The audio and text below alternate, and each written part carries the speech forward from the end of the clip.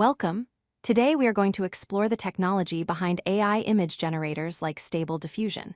You have probably seen computers generating incredible artwork from simple text descriptions. But how does it actually work?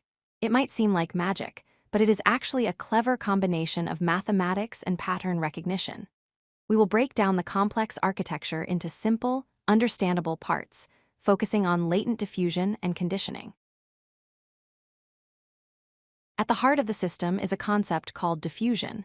Imagine taking a clear photograph and slowly adding static or noise to it until it is completely unrecognizable.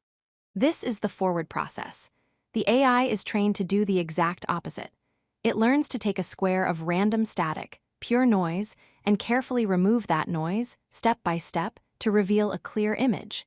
It creates order from chaos. Now, generating images pixel by pixel is incredibly slow because a high-quality image has millions of pixels. To solve this, Stable Diffusion does not work in pixel space. Instead, it works in latent space. Think of latent space as a compressed version of the image. It is much smaller mathematically, but contains all the essential information. This allows the AI to run on consumer graphics cards instead of supercomputers. The tool that compresses pixels into latent space is called the Variational Autoencoder, or VAE. It has two parts, an encoder and a decoder. The encoder shrinks the image down for the AI to work on. Once the AI finishes generating the image in that small, compressed space, the decoder expands it back up to the full resolution picture you see on your screen. But how does the AI know what asterisk to draw? This is where the text encoder comes in. Stable Diffusion uses a model called CLIP. When you type, "a cute cat," the text encoder converts those words into a list of numbers called embeddings.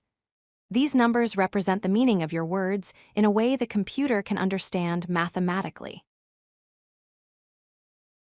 The brain of the operation is a neural network architecture called the UNet.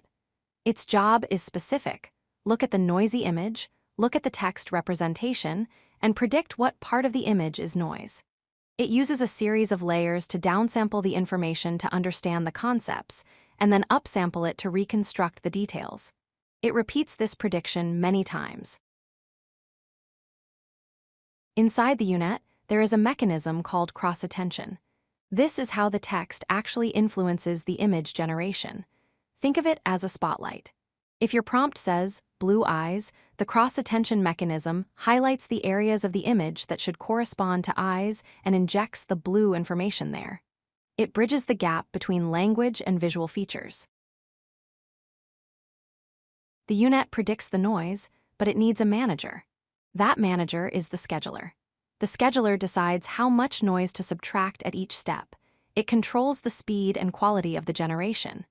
Different schedulers like Euler or DDIM have different mathematical ways of stepping from noise to clarity, which is why they produce slightly different results. Let's put it all together. First, your text is encoded by CLIP. At the same time, random noise is generated in latent space. The UNet takes this noise and your text and predicts the noise pattern. The scheduler subtracts that noise. This loop happens 20 to 50 times. Finally, the clean latent data is sent to the VAE decoder, which blows it up into the final pixel-perfect image. To summarize, diffusion is the art of removing noise.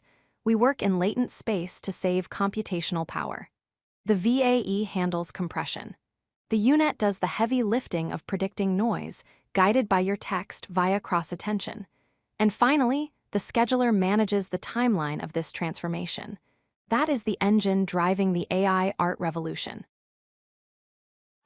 If you like this video, hit that like button and don't forget to subscribe.